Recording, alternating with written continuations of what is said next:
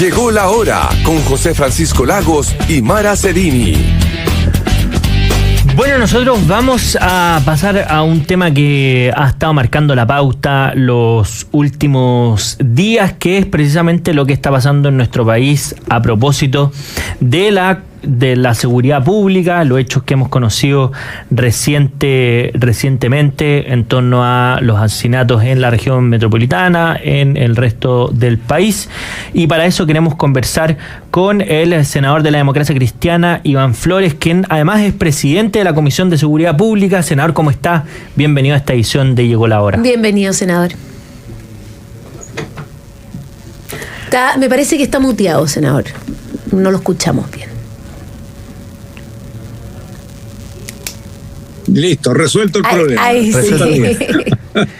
Además, nosotros somos muy amantes de los libros, una biblioteca muy bonita, la del senador ahí en el Zoom, para los que nos están viendo en el canal de streaming. No es una plantilla esto, ¿no? Esta es la casita en el árbol, ¿no? Maravilloso. Cuando era cabro, incluso ya secundario, en la casa de mis padres, en la casa familiar, había un enorme tilo. Y sobre ese enorme tilo yo tenía una casa en la cual yo me encerraba a leer, a veces a tocar guitarra. Entonces, hoy día en mi casa tengo mi escritorio, que es muy rústico, sobre el techo de la casa. Entonces sigue siendo la casita en mi árbol. Qué notable. Aquí trabajo. Bien, pues, oiga, senador, partamos con el tema de seguridad pública, porque están pasando muchas cosas. Lamentablemente los homicidios los estamos contando la cantidad de homicidios, ya no que ocurran, y esto evidentemente es preocupante. ¿Cómo, si tuviéramos que hacer o hablar de la parte del diagnóstico, cómo vería la situación actual de nuestro país en materia de seguridad pública? Mira, a ver, hay algo que yo creo que debe ser un punto de partida de cualquier conversación de seguridad, y es que el Chile que siempre hemos conocido no tiene que ver con el Chile que hoy día tenemos respecto de la seguridad y la comisión de delitos.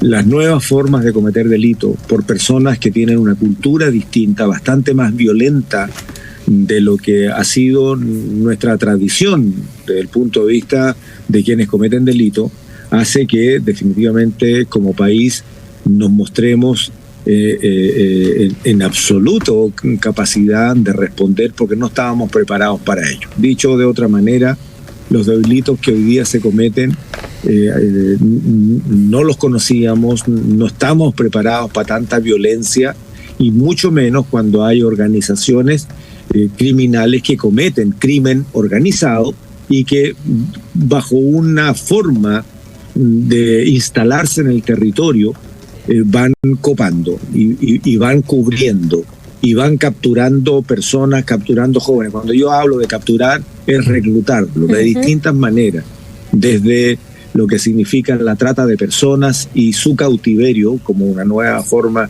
de esclavismo, o como el tipo de negocios que son los que ellos realizan, particularmente el narcotráfico, que primero los coloca en un territorio en donde los combates entre distintas bandas hacen que el poder de fuego, la capacidad de organización y el nivel de violencia sea lo que definitivamente hace que unas bandas prevalezcan por sobre otras.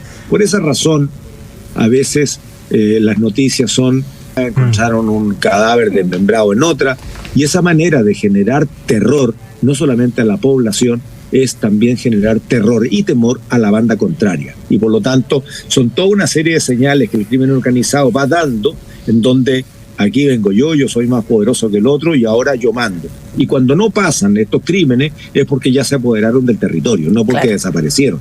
¿Por qué? Porque ellos claramente lo que hacen es tener negocios que deben estar siempre ocultos. El narcotráfico es oculto, la trata de personas es oculta, el comercio de estas personas tratadas como para el comercio sexual, no solamente de mujeres, sino que también de niñas y de niños. Terrible. O el contrabando, sí, y ojo, Mara, José Francisco, en Europa hoy día hay una preocupación creciente por el tráfico de órganos, ¿no? No es lo mismo robar un vehículo y venderlo como vehículo que desarmarlo y sacarle las piezas. Imagínate en seres humanos. O sea, Te puedo comentar para que con un solo ejemplo, para que podamos tener el punto de comparación. Estuvimos hace unas semanas atrás trabajando con los sistemas de inteligencia españoles y que funcionan más o menos igual que los italianos, que los ingleses, en fin, son aparatos súper potentes.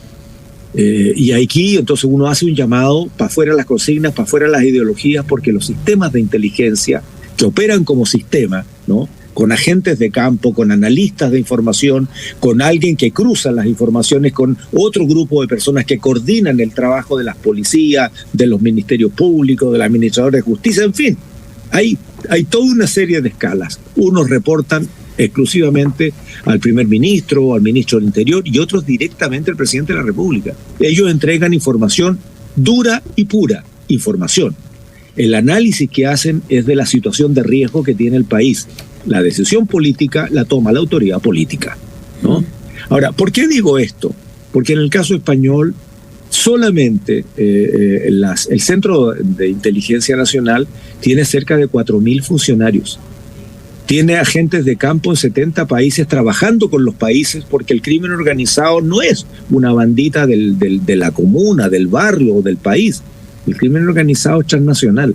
Muchas veces quienes digitan, quienes dirigen, quienes financian el inicio de las operaciones están quién sabe dónde, ¿no? Y tienen también distintas formas de actuar a través de la obtención de utilidades de los distintos tipos de crímenes. A ver, y quiero cerrar este tema, si me lo permiten, para tener una idea de la dimensión del problema. Es que esta gente tiene su propio sistema de inteligencia, su propio sistema de análisis de datos, su propia manera de organizarse desde el país de origen hasta ir a tomarse los territorios. En Latinoamérica, el crimen organizado empieza a distribuirse hacia Sudamérica, proveniente desde México, proveniente desde Venezuela, proveniente desde Colombia y últimamente proveniente de Brasil. Las bandas, las mafias brasileras probablemente sean las más complicadas de manejar que otras. Otras organizaciones, ya hemos escuchado montones de nombres, ¿no?, de organizaciones mexicanas y venezolanas, vinieron siguiendo la ruta migratoria. Porque es la mejor manera de entrar a un país, pues. O sea, para un delincuente tiene que entrar muy camuflado, con visa de turista o con el carnet de identidad, pero con un permiso temporal de estadía en el país, en fin, después tiene que salir, si no se convierte en ilegal. Aquí entraron con camión y carro, siguiendo la ola migratoria, y en el camino lo que hacen estas organizaciones es reclutar personas. Y las reclutan para comercio laboral, para comercio sexual, o los extorsionan, o obtienen sus datos y sus direcciones para poder contactarlos en el país de llegada. Bueno, dicho esto en términos súper simples, el crimen organizado se comete donde se instalan los soldados de estas organizaciones, primero en el Norte Grande, porque entraron por la frontera con Perú y Bolivia. Tenemos 1.000 kilómetros de frontera, 800 con Bolivia, 200 con Perú, y se instalan allí. ¿Cuál es la consecuencia? La violencia con la que empiezan a adjudicarse el territorio. Y hoy día tenemos a la cárcel de Arica con un 230 o 240% de ocupación por sobre su capacidad y con un 98% de presos que son extranjeros. Esa es la situación. Y algo parecido ocurre en la cárcel de Iquique, en la cárcel de Antofagasta y de ahí para abajo. Pero ya llegaron a la metropolitana, porque evidentemente el territorio es más grande. Y ahora ya están en la región del Biobío y van a seguir avanzando si no le ponemos contrapeso. Así es. Bueno, estamos conversando con el senador Iván Flores de la Democracia Cristiana. Senador, yo le quería preguntar, porque nos ha pintado un diagnóstico bastante completo de la situación, pero en este sentido le quiero preguntar cuáles son las principales aristas a las cuales hay que enfocarse hoy día, porque hace menos de un año estábamos en la situación donde se estaba discutiendo si el Tren de Aragua había entrado o no. El Tren de Aragua ya estaba y nuestra capacidad de inteligencia al parecer no era capaz de darse cuenta que efectivamente era así. Al mismo tiempo, usted mismo menciona los niveles de violencia que no tenemos la capacidad de enfrentarlas, pero tampoco de anticiparnos a lo que viene. O sea, vamos vamos bastante atrasados a la velocidad que el crimen organizado avanza en nuestro país. ¿Cómo, de su perspectiva, tenemos que poner ciertas prioridades críticas para al menos no dejar que esto siga avanzando? Porque claramente avanza una tasa muy superior a como nosotros vamos enfrentándola. Tenemos, yo diría, Mara, varios escenarios. Lo que para mí, desde la Comisión de Seguridad, es meridianamente claro que este no es un problema de una policía o de una institución en particular. Es un problema nacional que debe constituirse en prioridad nacional. Primera cosa. Segundo, los tres poderes del Estado tienen que estar muy alineados en esto. Porque no puede ser que las policías hagan, con los recursos escasos que tienen, enormes esfuerzos por atrapar a bandidos de esta naturaleza, y pase lo que pasó en Los Vilos, o pase lo que pasó en Arica, o pase lo que pasó con otro juez de garantía, que finalmente termina liberando a gente sin haber hecho la pega. Este tipo de gente, lo menos que se puede hacer cuando son aprehendidos en flagrancia es prisión preventiva, porque si no, no los ven nunca más, ¿no? En fin, aquí hay que alinear a los tres poderes del Estado. Nosotros, y voy a zanjarlo el legislativo, hemos aprobado desde la Comisión de Seguridad del Senado todo lo que teníamos en el primer fast track, ¿no? Y uno no puede, hay una manera simplista, dice, bueno, solamente han avanzado en estos proyectos y le faltan tanto. Sí, pero no es lo mismo aprobar un proyecto, un artículo único, que es bastante simple, a aprobar un proyecto que tiene que ver con la creación de un sistema nacional de inteligencia. El proyecto era pésimo, el que presentó el gobierno del presidente Piñera, y luego lo representa este gobierno, y todavía no termina de presentarlo porque han ido presentando por capítulo. Pero para poder analizar cuál es la idea matriz de lo que uno pretende, debe tener la película completa y después empezar a trabajar los capítulos, no ir conociendo los capítulos, que fue lo que nos pasó, y por eso nos criticaron cuando el año pasado se presenta la creación de un subsistema de inteligencia económica y nosotros no lo quisimos debatir. Y la explicación fue súper simple, no es que seamos tan pesados, era porque decir, mira, nos están pidiendo que compremos los muebles si todavía no sabemos cuál va a ser la casa. Si vamos a crear un subsistema de inteligencia económica, primero tenemos que conocer cuál es el sistema que ustedes pretenden crear para poder armar un subsistema que viene del sistema. Bueno, finalmente nosotros avanzamos, veíamos muy empantanado el proyecto del sistema de inteligencia y decidimos avanzar y lo despachamos. Creo que el proyecto terminó bastante bien, aun cuando habían algunas aprensiones desde la derecha política de no propiciar la apertura de las cuentas bancarias, ¿no? Finalmente, en la comisión, y aquí lo debo decir, fue no solamente una comprensión transversal, sino que no hubo votos en contrario a la hora de debatirlo, ¿no? Y de votarlo. Es necesario abrir las cuentas bancarias, y incluso en este caso, sin pasar por la Corte, que lo puede hacer una persona que es un investigador, con solo uno que la solicite, que es el director de la UAF, ¿no? De la Unidad de Análisis Financiero, para poder hacer esta apertura bajo régimen de secreto, porque es un sistema de inteligencia. Dicho esto, ¿sí? El trabajo Perdón, sí. No, es que a propósito de este mismo tema, porque otra discusión que ha surgido esta semana son las críticas a las que usted sumó de la presidenta del Partido Socialista respecto a basta de comisión, a que hay que empezar a poner acciones más concretas en materia de seguridad, sobre todo porque el gobierno en esto, como tiene la mayor responsabilidad, porque tiene las mayores facultades en esta materia. Desde ese punto de vista, ¿dónde está el fondo de la crítica hacia, en particular, los sectores del Frente Amplio del Partido Comunista, lo que antes era Prodignidad? Aquí hay un problema fundamental de falta de voluntad, ¿o es una cuestión de falta de capacidad respecto al tema de seguridad? Porque claro, de hecho, se ha asumido que esto no estaba en el programa de gobierno. Obviamente, varios del socialismo democrático, la democracia cristiana, algunos que apoyaron al gobierno, no estuvieron en la elaboración de ese programa. Entonces, termina siendo como un tema a veces que el gobierno queda offside, pero ese offside ¿es por qué? ¿Es porque no tienen la convicción de que quieren hacerlo? ¿Algunos ministros al menos? ¿O porque finalmente tenemos un Estado que se quedó atrasado respecto a los delitos que le toca enfrentar?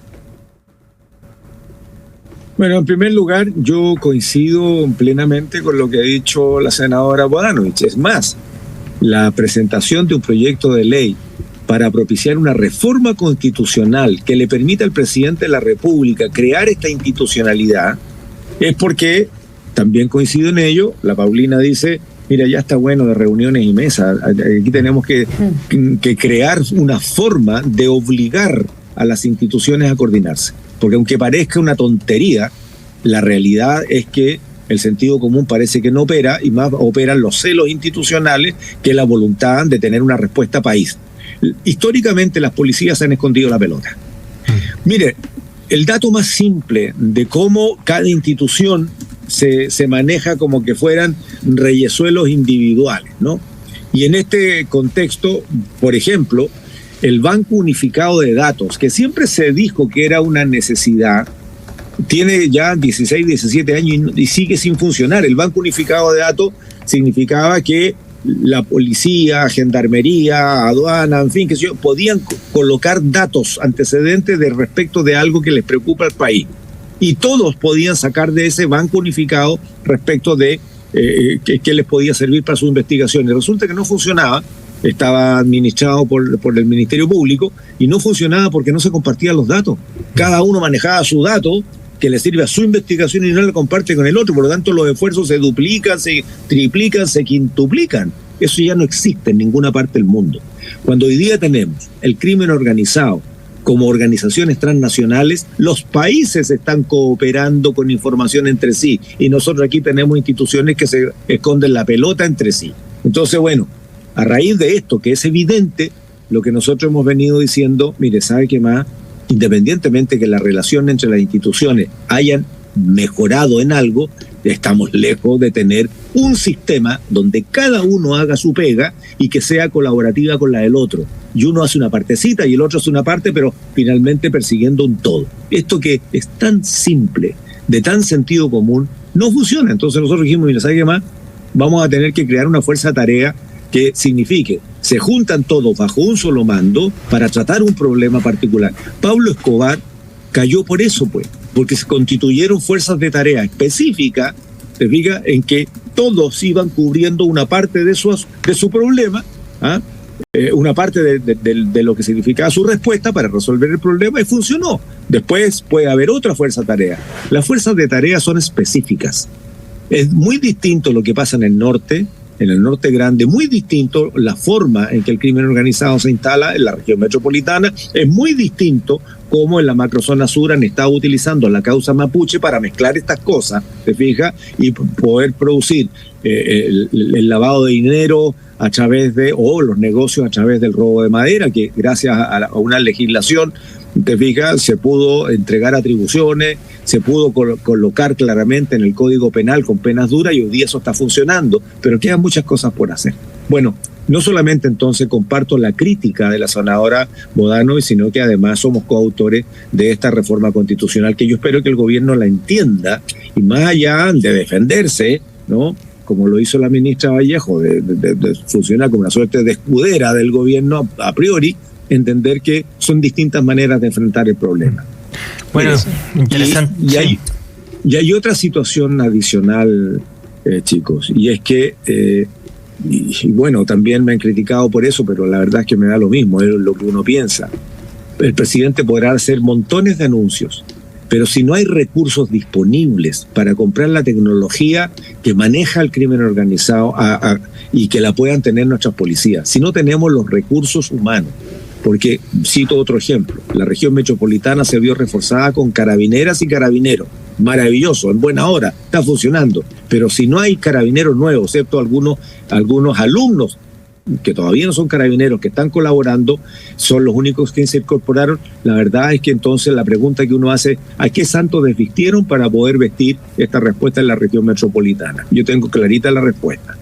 ¿Te fijas? O sea, es distinta la proporción de carabineros habitantes de las regiones del esfuerzo que se está tratando de hacer en la metropolitana. Entonces, no es un tema de pasar gente de aquí para allá, es un tema de que tenemos que prepararnos como país. Cierro el tema, discúlpenme la cháchara, pero es que son tantas las aristas, los colgajos que tiene este problemazo que tenemos, que hay que decirlo. Mira, en un país teórico, donde vive una comunidad salió una manzana podrida. Alguien tiene que investigar y perseguir qué fue lo que hizo esta manzana podrida hasta que lo encontremos. Eso es la tarea de las policías. Y nosotros tenemos 2 policías, pues, que confunden a veces su rol. La PDI no tiene por qué hacer rondas. La PDI es una policía especializada en la investigación de un delito que ya ocurrió.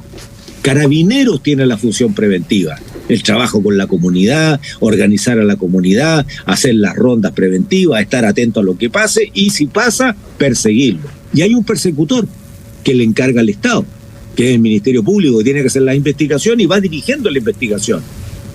¿Qué pasa con nuestro persecutor? Nuestro persecutor está absolutamente sobrepasado y tenemos los peores indicadores de América.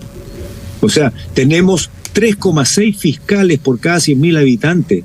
Colombia tiene 7, México tiene 11. Colombia tiene un poquito más de 10, México tiene 11, Ecuador tiene 7. Europa completa, los 27 países tienen arriba de 11 fiscales por cada 100.000. Nosotros tenemos 3,6.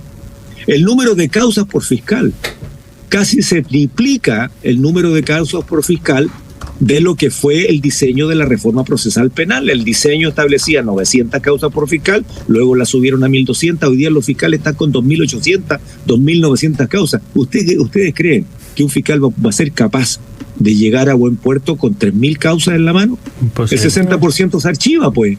Se archiva sin encontrar a nadie. Y eso que no se toman los delitos bagatela. ¿Qué fue lo que hizo el persecutor? Pedir refuerzos, 600 fiscales, más los ayudantes. Les dieron 200. El proyecto de fortalecimiento del ministerio dice 200. Sí, pero en 4 años. Y en 4 años después que se aprueba la ley. Pero no son 50 por año. El primer año les dan alrededor de 18 o 20. Entonces vamos a tener los 200 fiscales, no los 600 que piden, en 6 años más. Eso es el persecutor. Ok, hacen el tremendo esfuerzo los persecutores. Y nos encontramos con un par de jueces de garantía que por la independencia de los jueces a veces hacen lo que estiman. Y dejaron a los testigos protegidos en Arica en la vitrina. Bueno, dejemos al sistema de justicia. Los tomaron presos y los mandan para la cárcel. La crisis que hoy día estamos a punto de tener, si es que no generamos corrección en el sistema carcelario, es brutal. Nunca en la historia republicana de nuestro país hemos tenido 13.000 o 15.000 presos más de los que soportan nuestras cárceles. Ojo con eso porque cuando llegamos a alrededor de 10.000, el presidente Piñera indultó a 2.400 y quedó la pelota porque el 67% de esos liberados reincidieron. Y entonces ahora tenemos casi 60.000, se mueven, ¿no? Versus 43.000 cupos y las cárceles están archisaturadas. En el norte los tenemos arriba del 200%, 98% de extranjeros en la cárcel de Arica, que son presos mucho más peligrosos, que no tienen capacidad de segregarse entre los presos tradicionales, ¿cierto? Y los nuevos, que son muy violentos, y ahí tenemos un polvorín. Entonces no hay tiempo para discusiones tontas.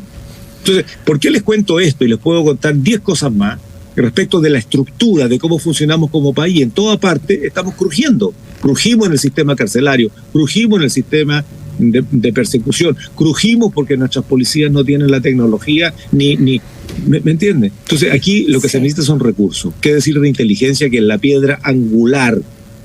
Con una inteligencia potente somos capaces de anticiparnos para que las cosas no ocurran. Entonces, como Chile, estamos siendo reactivos. Disculpen que les haya ocupado todo el tiempo, chicos, pero era necesario que pudiésemos ver el problema en su conjunto. Sí, no, claro, para entender la magnitud del problema. Bueno, le queremos agradecer, senador Iván Flores, por habernos acompañado en esta edición de Llegó la Hora, porque sin duda el tema de seguridad pública va a dar mucho que hablar, porque cada una de las aristas tiene su arista y esto obviamente va a ser una cuestión que permanezca en el tiempo. Así es. Le agradecemos por habernos acompañado en esta edición de Llegó la Hora. Esperamos volver a conversar con ustedes sobre este y otros temas más. Nos despedimos. Gracias. Muchas gracias, senador. Nosotros nos tenemos que ir a una